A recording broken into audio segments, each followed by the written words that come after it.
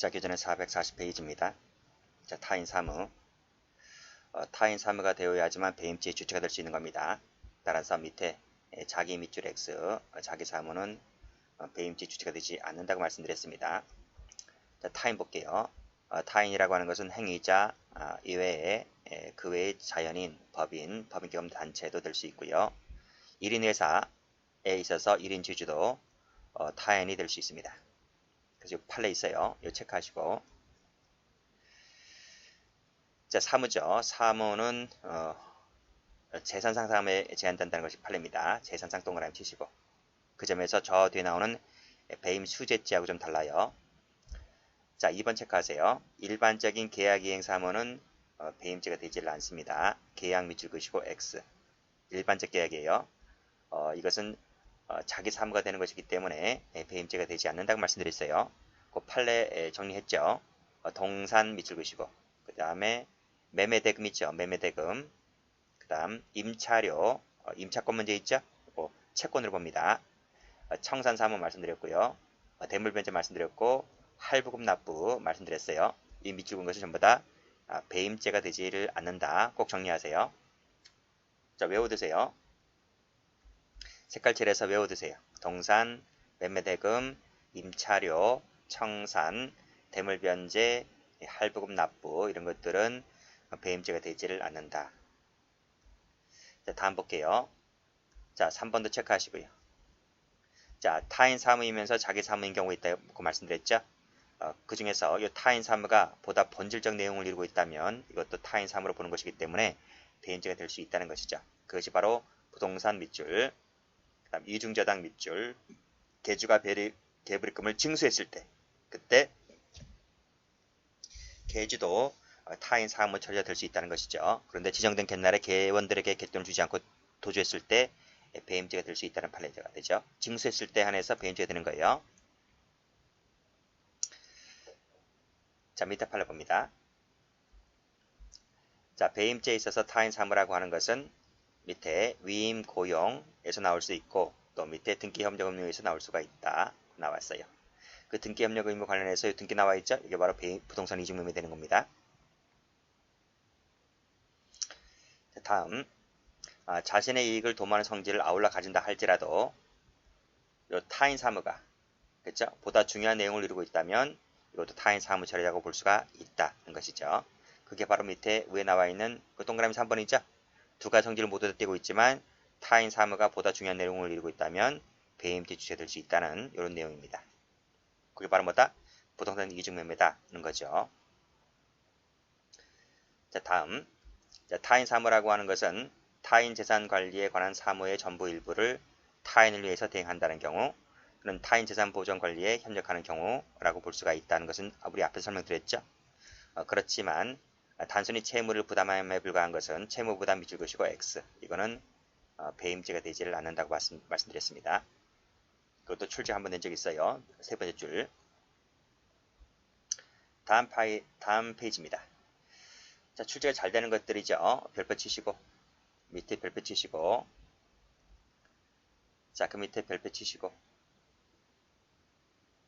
여기 2번이죠. 별표 치시고 하면 돼요. 자, 올라가 봅니다. 자, 갑은 을과 점포권 양도 계약을 체결했다. 그로부터 을로부터 중도금까지 받았어요. 그렇지만 그 을에게 해주지 않고 병에게 해줬다는 거예요. 그랬을 때 갑은 배임죄가 될 수가 있을까?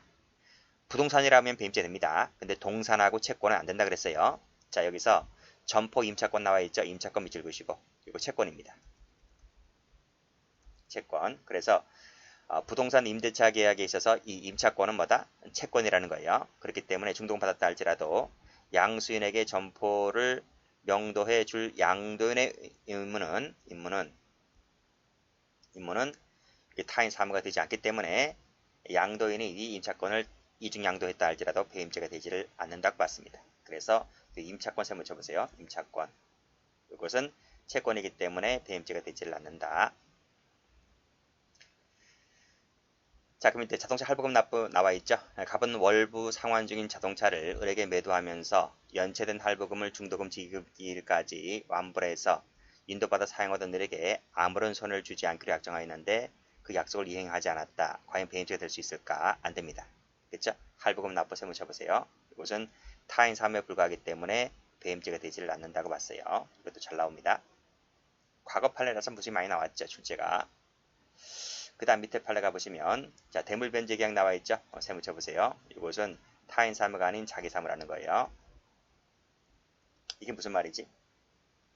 자, 채무자가 채권자에 대해 소비대차 계약으로 인한 채무를 부담을 하기로 했다는 거죠. 이게 무슨 말인가 하면 소비대차 계약 있죠? 예를 들면 2억을 빌렸어요. 2억을 빌렸다. 이거 빌렸다. 자, 2억을 빌리면서 뭐라 그래요? 내가 만약에 돈을 못 갚게 되면 내가 저기 있는 저 부동산 너한테 줄게. 이렇게 약정하는 거예요. 자, 그럼 보세요. 자, 갑이 있고 을이 있어요. 그래서 을이 이렇게 2억을 빌려주는 거예요. 2억을 빌려준다. 그쵸? 을이 채권자가 되는 거고 갑은 채무자가 되는 거죠. 근데 약정할 때 어떻게 약정하는 거예요? 이렇게 건물이 하나 있단 말이에요. 건물 주택이 하나 있단 말입니다. 그쵸? 그러면 갑이 그러죠? 내가 만약에 이 돈을 못 갚게 되면 이 주택 너한테 이렇게 넘길게. 이렇게 하는 거예요. 이게 바로 뭐다? 이게 바로 대물변제.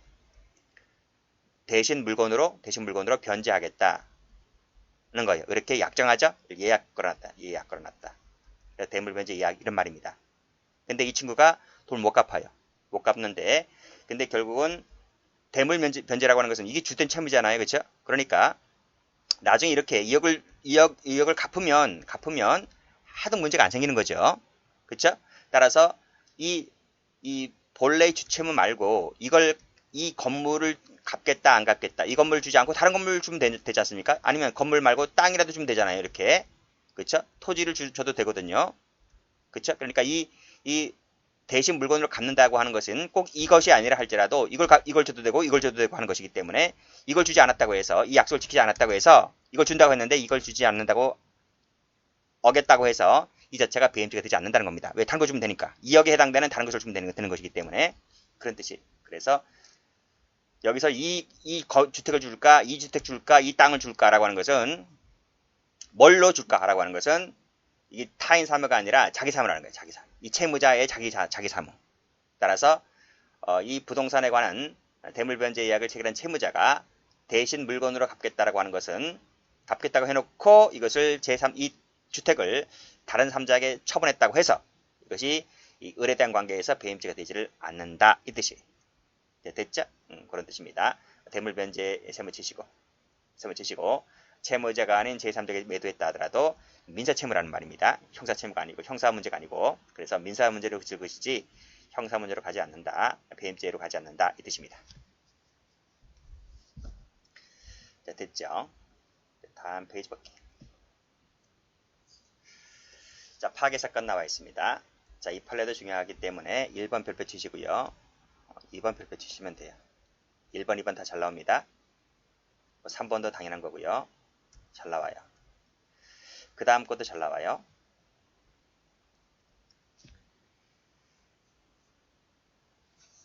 자, 낙찰계의 계주가 개원들부터 계획을 입금을 징수했습니다.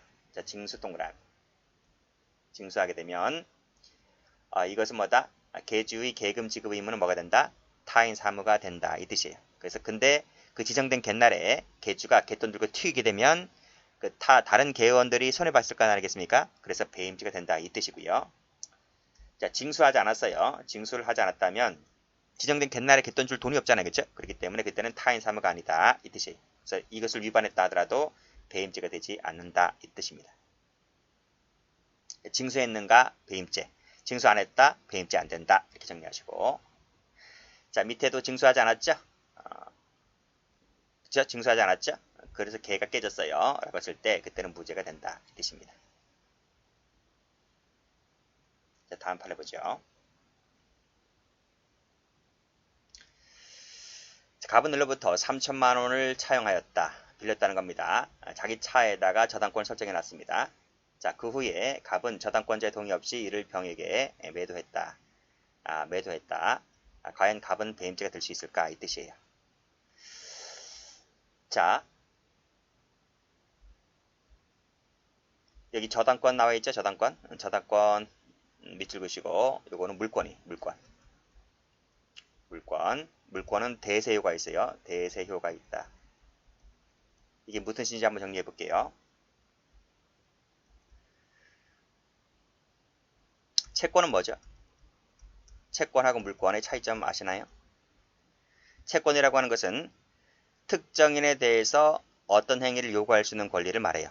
그러니까 내가 가백에 돈을 100만원 빌렸다. 100만원 갚아야 되겠죠? 그렇죠? 이것은 특정인에 대한 권리이기 때문에 그 특정인에 대해서만 그 효력이 미쳐요. 이것은 그래서 상대권. 그래서 이것은 효력이 특정인에 대해서만 미친다. 효력이. 그래서 이것을 상대권이라고 불러. 상대권. 근데 물권이라고 하는 것은 특정인에 대해서 미치는 것이 아니라 특정한 물건에 대해서 미치. 물건에 대해서 효력이 미치죠. 물건에 대해서 효력이 미칩니다. 그래서 이것은 사람에 관계없이 어떤 물건을 직접 지배할 수 있는 권리가 되는 것이기 때문에 이것은 절대권이에요. 절대권. 이것은 사람에 대해서 미치기 때문에 이념에 대해서 미치죠. 그래서 이것을 대인적 권리. 이건 물건에 대해서 미치기 때문에 대물적 권리. 이렇게 말하는 겁니다. 그래서 이거 채권은 특정인에 대해서 미치는 것이기 때문에 따라서 채무자에 대해서만 주장할 수 있는 권리. 상대권이고 물권은 누구에게나 물건을 지배하고 있는 사람이라고 한다면 그 물건이 어디 가 있든지 간에 그 물건은 그 물건에 가 있는 그때에서 효력이 미치는 것이기 때문에 이것은 절대권의 성질을 띠고 있는 거예요. 그렇게만 정리하시면 돼요. 자, 볼게요. 자, 그러니까 요 갑이 이 채무자입니다.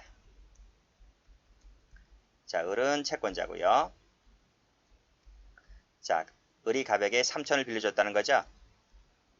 그쵸? 3천을 빌려줍니다. 그러니까 을은 채권자가 되고 갑은 채무자가 되는 거예요. 자, 빌려주면서 갑이 이제 자동차 한 대를 갖고 있었습니다. 이 자동차 소유자입니다. 이 사람이. 소유자인데 여기다가 뭘 설정했다는 거예요? 저당권을 설정했다.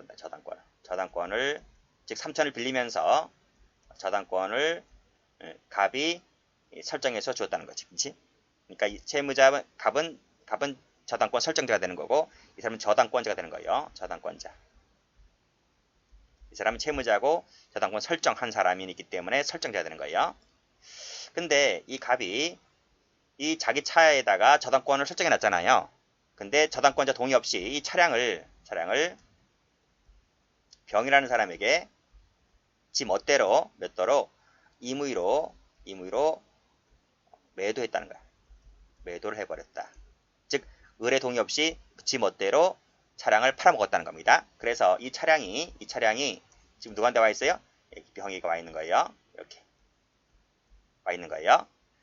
자, 그러면 이 갑이란 사람이 저당권자 을의 동의받지 않고 차량을 병이란 사람에게 팔아먹었다고 했을 때 이 을에 대한 관계에서 배임죄가 될 수 있을까? 이런 말입니다. 될 수 있습니까? 없습니까? 물권이 뭐라 그랬어요? 물권은 그 물건에 대해 지배할 수 있는 권리를 물권이라 했어요. 근데 이 물권의 종류에는 이것까지 알 필요가 없는데 물권의 종류에는 이거 적지 마세요. 여기에는 점유권이라는 게 있고요. 그 다음에 본권이라는 게 있어요. 본권. 그리고 본권에는 완전 물권에 해당하는 소유권이라는 게 있고 제한되는 물권에 해당되는 제한 물권이라고 해가지고 여기에 용익 물권이 있고 그 다음에 담보 물권이 있어요. 담보 물권. 그 담보 물권에 들어가는 것이 이제 저당권이에요. 저당권, 질권, 유치권 이런 것들이 담보 물권에 해당합니다. 그러니까 여기서 보는 저당권이라는 것이 어디에 가 있다고요? 저당권이 물권에 속한단 말입니다. 그렇죠? 그러니까 이 차량이 갑에게 가 있지 않고 병에게 가 있다 하더라도 이 저당권의 효력은 여기도 미치는 거야. 이렇게 저당권의 효력이 이 차량이 누구에게 가 있든 간에 저당권을 설정해 놨기 때문에 갑에 가 있든 병에 가 있든 그 누구에게 가 있든 간에 이 저당권의 효력은 거기까지 미치는 거예요. 효력이 미친다. 아시겠죠? 그렇기 때문에 저당권자 을은 손해볼 일이 있어요, 없어요? 없어요. 저당권 실행하면 되는 게, 저당권 실행해서 차를 뺏어올 수 있기 때문에. 그게 채권하고 차이가 있는 거예요. 그래서 올라가 보시게 되면 갑이 을로부터 3천을 빌리면서 저당권을 설정해 주었다. 그 저당권자 동의 없이 을의 병에게 매도했다 할지라도 저당권자인 을은 저당권을 실행할 수 있는 거예요. 됐어요? 그러니까 여기서 손해보는 사람은 병이겠죠? 병입니다. 왜냐하면 그러니까 차량을 내가 사고 팔 때 이 차량에 담보 물건이 저당권이 설정되어 있는지 안 되는지 잘 알아보고 차를 사야 돼요. 잘 알아보지 못하고 사게 되면 이러한 낭패를 보게 됩니다. 자, 저당권 설정되었다고 했을 때 소유권자가 달라진다 할지라도 저당권에는 효력이 영향을 미치지 않기 때문에 설정자인 갑이 그 목적물인 차량을 다른 사람에게 매도했다는 것만 갖고서는 매도했다는 것만 갖고서는 을이 손해볼 일이 있어 없어? 없어요. 없기 때문에 배임죄가 되지를 않는다고 봤습니다. 됐죠? 6판에 잘 나와요. 저당권 설정은 소유권자가 달라진다 할지라도 이 저당권자는 손해를 보지 않기 때문에 즉 저당권을 실행해서 차를 찾아올 수가 있기 때문에 손해볼 일이 없다. 배임죄가 되지를 않는다. 여기까지 받으시면 되겠습니다. 여기까지 합니다.